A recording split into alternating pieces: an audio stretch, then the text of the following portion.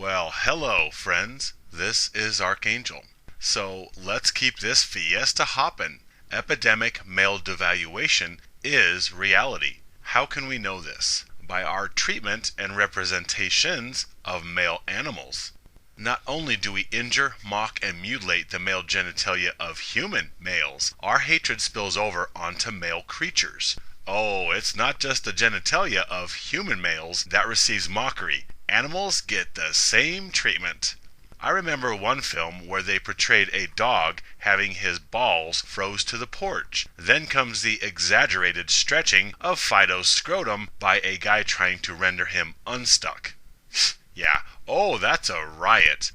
Another where the campus dog, having oversized testicles, was masturbated and his ejaculate was used to frost the donuts of rivals.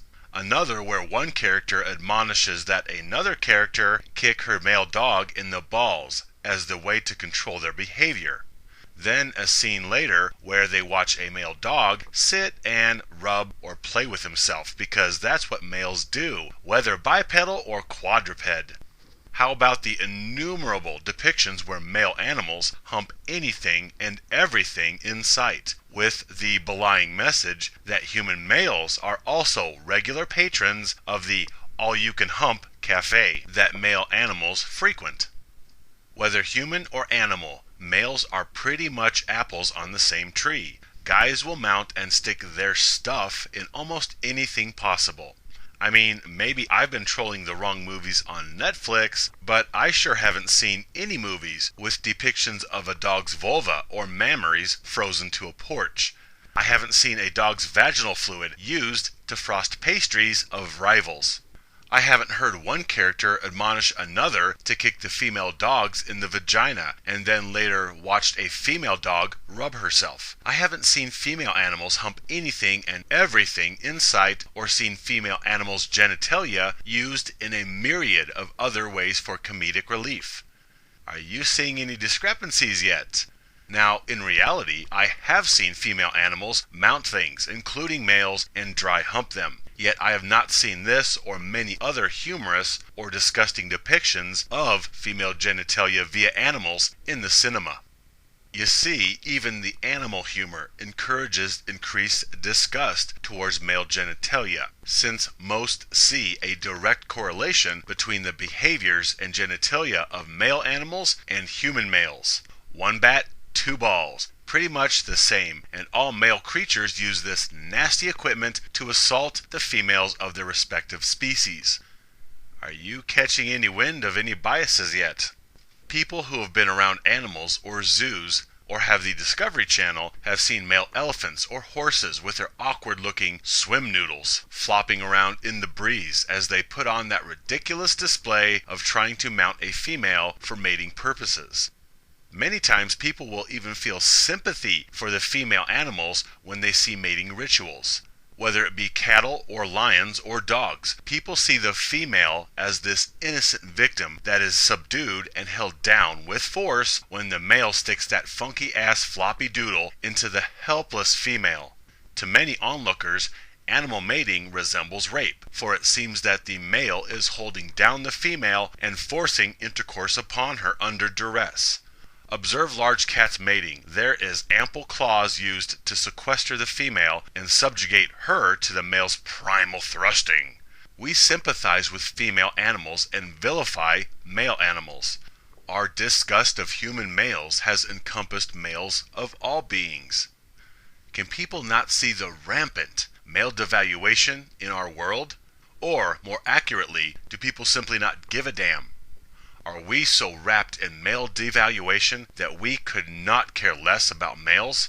What color do we need to paint the elephant in the room before people will acknowledge it, even though it's sitting on them?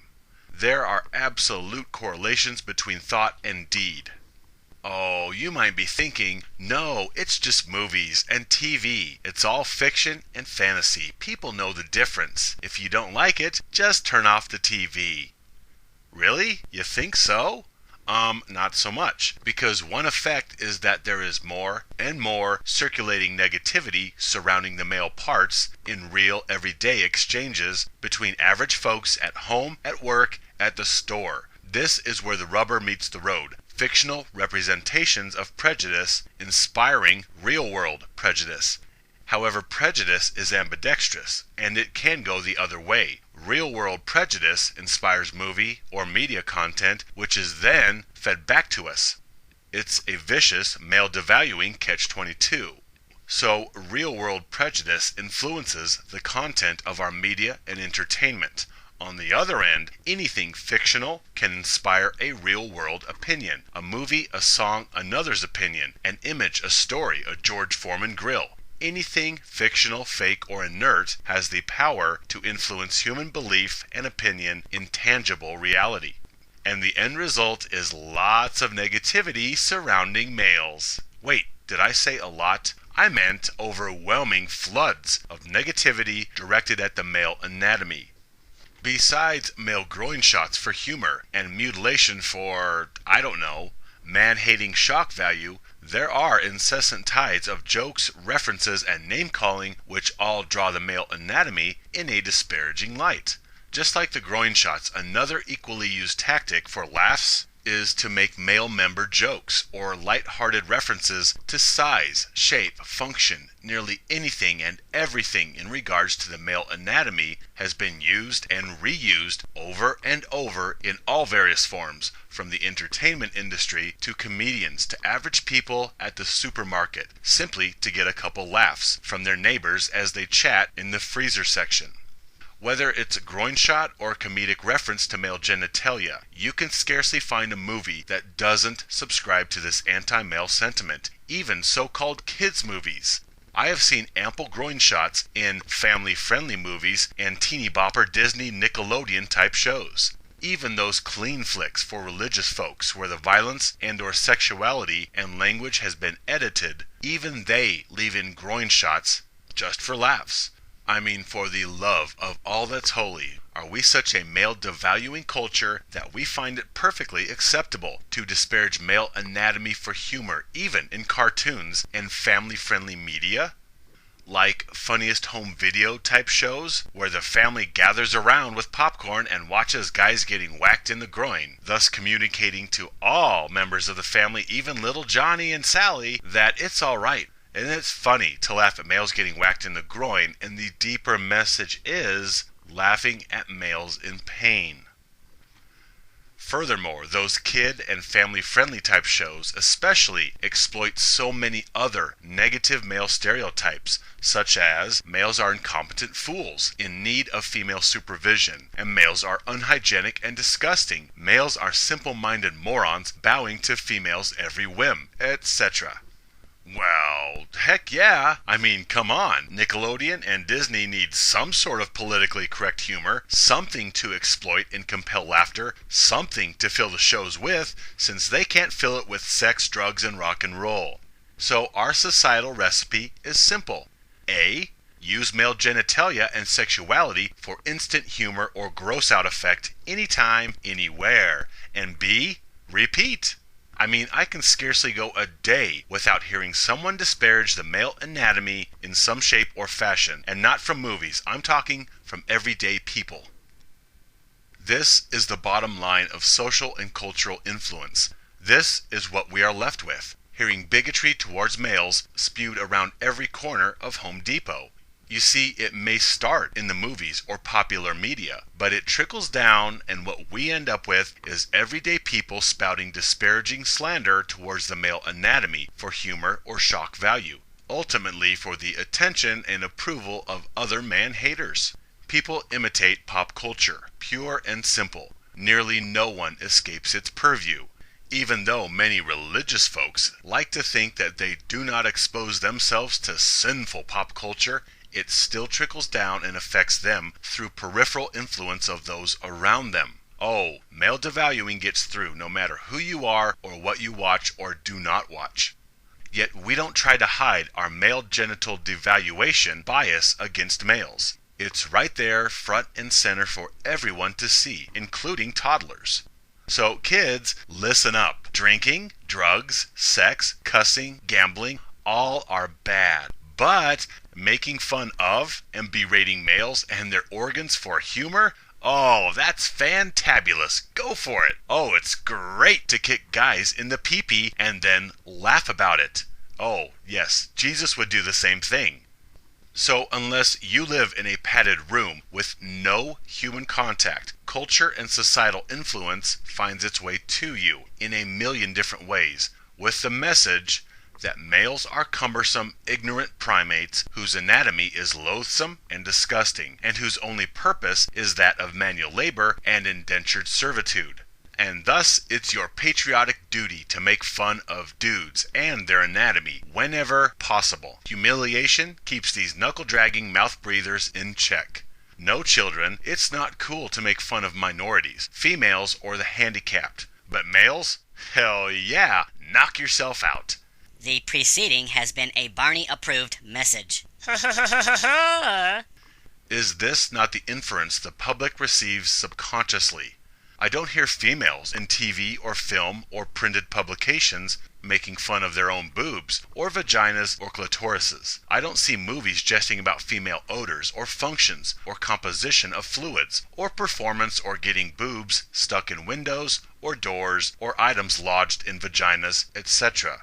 Indeed, there is a lot of comedic potential for vaginal odors or secretions or for objects to get lodged in vaginas. But no, instead, everybody resorts to old reliable male anatomy mockery. And thus for comedy, we lodge chickens in the rear ends of males. We stick male phalluses in turkey necks. We lodge male anatomy in hot tub jets. We have male ejaculate as hair gel and general all-around gross-out tool. We have male members getting caught in doors, zippers, and windows. We stick male phalluses in peepholes in female showers for old ladies to try and yank through the wall. We use the male genitalia as a mock-all device in everything, especially if it involves comedy or anything gay. It doesn't seem to be everybody's old reliable plan B to result to menstruating jokes, or loose vagina jokes, or vaginal secretion, ugly labia, and yeast jokes in order to get a few laughs.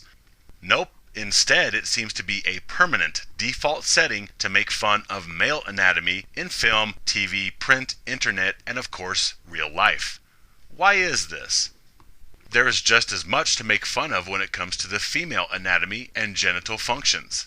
That little tidbit alone demonstrates the prejudice against males, because there is more than enough fodder for the mockery of both sexes' anatomies and sexual functions, but we wholly exploit only males. Everybody listening to this has witnessed dozens, if not tens of gazillions, of examples of society's blatant devaluation of male privates through humor. You have seen groin shots for laughs, making fun of erections, mocking medicines that induce erection, making fun of not being able to get an erection, making fun of testicles or scrotums, making fun of shape or size of testicles or scrotums, making fun of lack of performance, making fun of premature shooters, making fun of male orgasm, making fun of genital injury, making fun of getting the penis caught or stuck in different places, making fun of ejaculate, sweaty ball sacks, smegma, foreskin, on and on and on. Male genital functions are continually made light of, right alongside the epidemic legions of groin shots and mutilations. Such items as erections and ejaculate have become common comedic fare. Whether it be morning wood, erections under clothes, not being able to pee straight after having sex, not being able to get it up, coming too soon, humping anything with a heartbeat, actual male orgasms, the sounds, the faces, and pathetically short durations, or lack of performance. Any and all biological functionings surrounding the male genitalia are forever being mocked and used as comedic fodder, from comedians all the way down the line to people at the convenience store. Yeah, well, duh, we hate dudes and we love chicks. What do you expect? That we mock females equally? Yeah, you lost your marbles. Okay, so we devalue males in order to justify the exploiting of utility from them and then their disposal. And because we loathe males so much, our disapproval of human males gets cast onto male animals. Okay, class, homework time. Now you go out today, find and observe actual representations of male devaluation. And we will pick this up in the next episode. My friends, help me spread red pills to the world. Stand with me, live free.